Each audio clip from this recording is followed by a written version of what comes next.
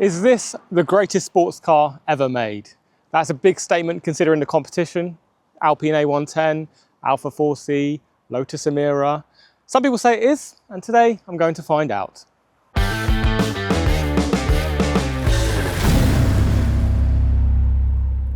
Next to me, and I'm very excited to say, is a Porsche 718 Cayman GT4. For years, the Cayman lived in the shadow of the 911, people calling it the cheap man's Porsche because it was essentially a coupe version of the generally hated Boxster. But this particular Cayman punches way above its weight. And that is because this is a GT4, which means it has a flat 6 4-litre naturally aspirated engine producing 414 brake horsepower. This particular one has a 6-speed manual, mechanical LSD, basically everything an enthusiast would want. This GT4 is very well spec'd. It has the Club Sport pack, which gives it the roll cage, the harnesses, and the fire extinguisher in the passenger footwell, which hopefully you won't need to use. It's also got carbon ceramic brakes and Porsche 918 Spider bucket seats. So this car, as you can see, is black with the gold 20-inch wheels. And personally, that is probably the one thing I would change on this car, the color scheme. I'd probably go for the Miami blue or something a bit more loud, a bit more exotic, but it does look very good. The gold matches up on the Porsche badge gold, and it's very cohesive with the yellow details. Nice. The GT4 is 30 millimeters lower than a standard Cayman. And as I mentioned, this car has carbon ceramic brakes, which is about a £6,000 option when new. And if you want to replace them, very expensive, about £7,500 to £10,000. They also save 20 kilograms in unsprung mass, which if you're tracking the car is very significant. Aesthetically, there's quite a few differences between this and a standard Cayman, most notably the front splitter, more aggressive side pods with GT4 badging, aggressive diffuser with the twin exhaust, and of course, this lovely rear spoiler. Also, nothing on this car is fake. It's all engineered by the Germans for purpose race car things. That was terrible. That's not going in.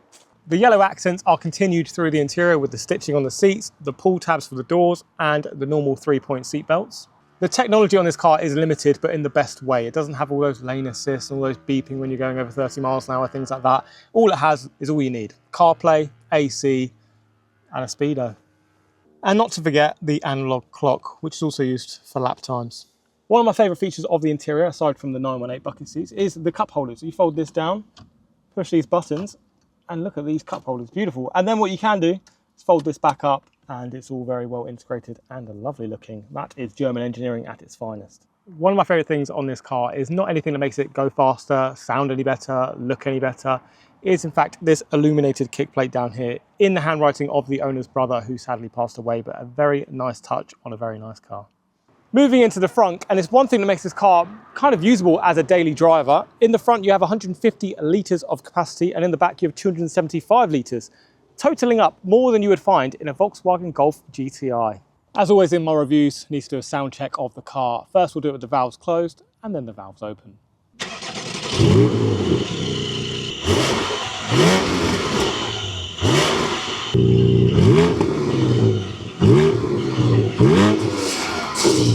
As I said, I'm not the biggest fan of this black paintwork. Now let me know in the comments which colour you'd have this car in, and actually which colour is your favourite Porsche colour. Enough yapping, let's go for a drive.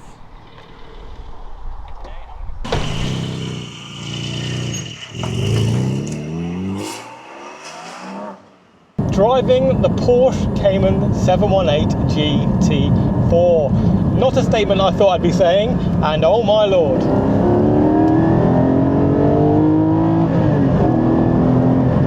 It's good, it is good. Wow, so first impressions, the noise. That, I'm shouting probably, but that flat 6, it is noisy in here. You hear that induction noise? I've got the exhaust flaps open at the moment. There's a button down here you can choose. Obviously they're going to be open. The induction noise after you get over about 4.5, 5k really opens up. Chassis again, I've got it in sport mode, you can adjust it here. But yeah, first impressions, this car is lively and good. Now bad bits, something I'm about to demonstrate right now. I'm in second gear, I'm going 30 miles an hour, right? Okay, so I'm on a national speed limit. Second gear, foot down. 60, I've still got 3,000 RPM to go. The top end of second gear is 84 miles an hour. 84. So you cannot get out of second gear doing the speed limit. I mean, you can, but not high up in the rev range. Also, red line's at 8,000 RPM, which is not ideal, and one of the criticisms with this particular car is it doesn't have a Porsche GT engine. Similar to maybe the OG BMW M2 that has the N55, so not a proper M engine. Kind of the same with this. They did fix that with the GT4 RS, which has the GT3 engine, which redlines at 9,000 and is a bit more of an exotic, racy engine. Not to say this is a bad engine, because it definitely isn't. But that is something that I noticed straight away when they're driving this, is the gearing. I've heard about it, I did have a preconception that it would not be ideal, you know, a bit long in the gearing, but it really is. It basically, when you're driving, it's basically an automatic. You don't have to come out of third and fourth, ever. You could probably go second and third if you wanted to. A third now doing 60 miles an hour is under 4,000 RPM. And I do think a big thing with sports cars is having that sort of, you know, going through the gears, rowing through the gears, still going the speed limit, kind of, give or take.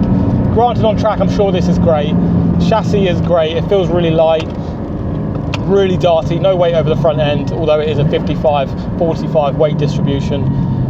And it is a great car, and it is hot in here. The AC is not working as it should. So the windows are going down, apologies.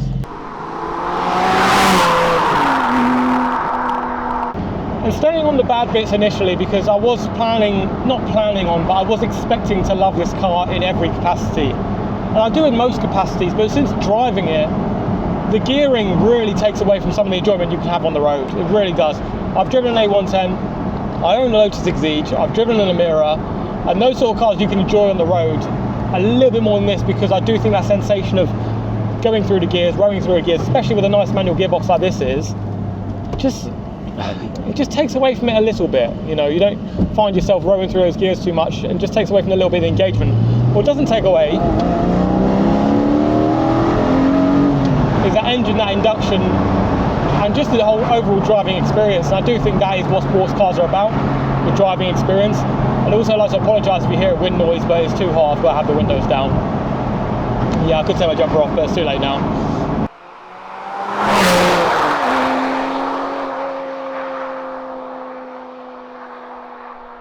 These seats, the steering wheel, all the touch points, the pedals, the clutch, everything is very nice, dateable, comfy. These seats look aggressive, and they feel aggressive in the right way, but they're not uncomfortable at all. Very, very nice, actually, to be honest with you. And yes, every Cayman GT4 owner will say, oh, they're from the Porsche 918.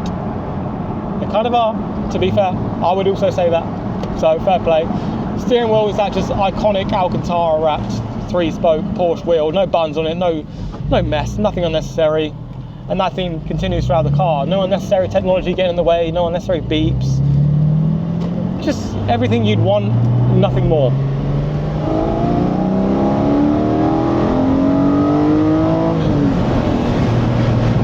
It's also got a reversing camera, technology you need. The steering is really nice, really direct. That word I'm always going to say when talking about steering in sports cars, communicative. That much is true. Not quite like my Lotus, not far off. I think that's just due to, you know, the fact it's power assisted and the Lotus isn't. Other than that, it's great, it really is. And there's going to be a lot of times I say great, lovely, love it, like it throughout this video, because I do. There's a lot of things to love about this car.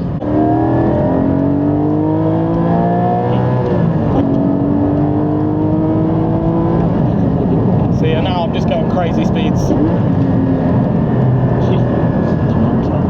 Illegal speeds. Now, I've spoken a lot about the gearing of the car. Let's talk about the actual tactile feeling of the gearbox.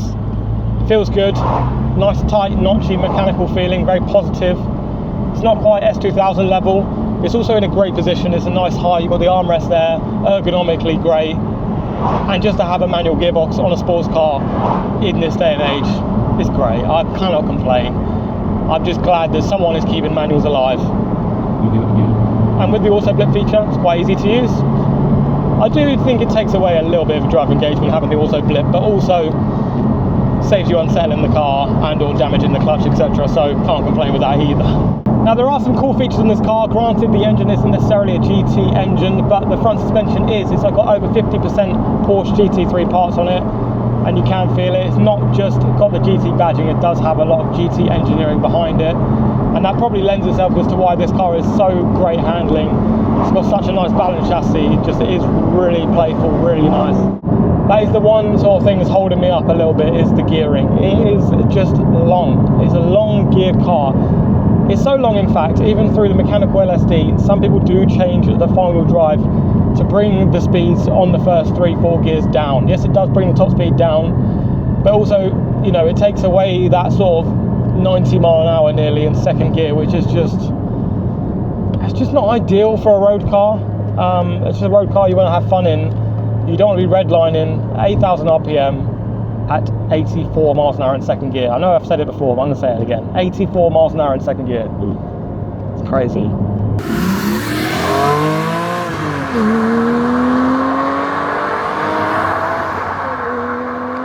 Although it is a Porsche GT car, reliability and running costs relatively okay. A minor service starts around £700, a major around £2,000. Not that bad. Affordable, not cheap. In the world of Porsches and GT Porsches, not too bad, but not cheap by any means. But for a car like this, what do you expect? The GT4 isn't the fastest, isn't the most exotic looking. It doesn't have the best 0 to 60, 4.5 seconds-ish. And if you know, that's not everything. It's about that cliche, the soul, the passion, the sort of feelings it gives you. Things like the Tesla, for example, is lacking. I did a review on a Tesla, check it out up there somewhere. Yes, they've got the 0 to 60, all the EVs do. It doesn't have anything else, no fizz, just no character, nothing to it. Oh, 911. And this car has all those things. Yes, it doesn't have the 0 to 60, it's not the fastest thing in the world, it doesn't blow your socks off. Another thing that makes this car usable is the suspension. It's firm, it's direct, but it's not crashy. It feels very tight.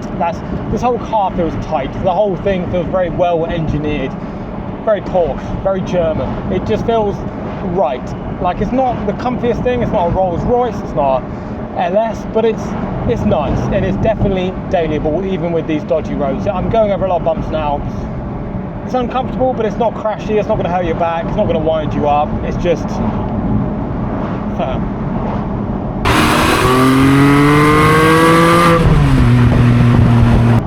Before I drove this car today, I really thought I would get out of it and go, I need one of those. I need to do everything I can to get one.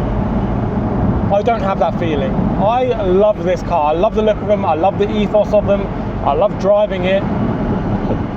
But I'm not sure I'm as infatuated with it as I thought I would be. And in fact, I was before I drove it.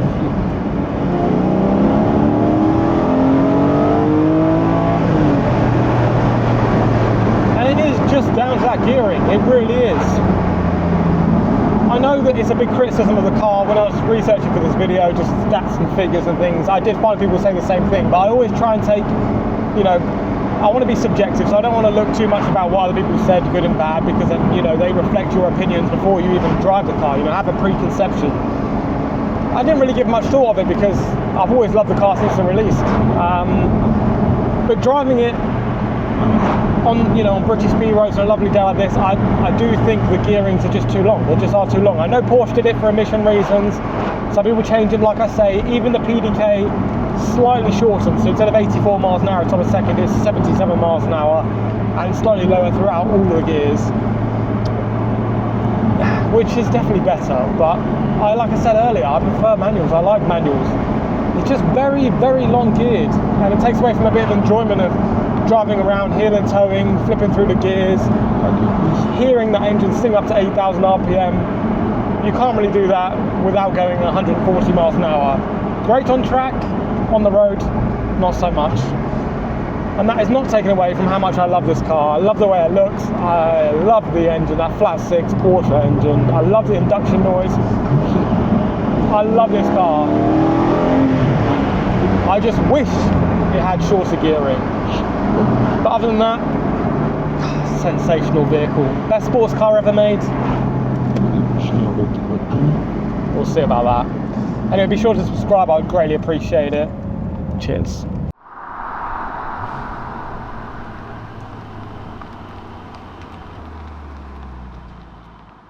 To be considered the best sports car ever, it needs to be as fun at 30 miles an hour as it is at 130 miles an hour. Is that it? I'm not sure. I came into this thinking I would absolutely love this car and I'd never stop going on about one until I had one. I'm not sure I feel the same way. I love it, but best sports car ever? I don't think so. Drop me a subscribe, I'd greatly appreciate it. Thanks for watching, cheers.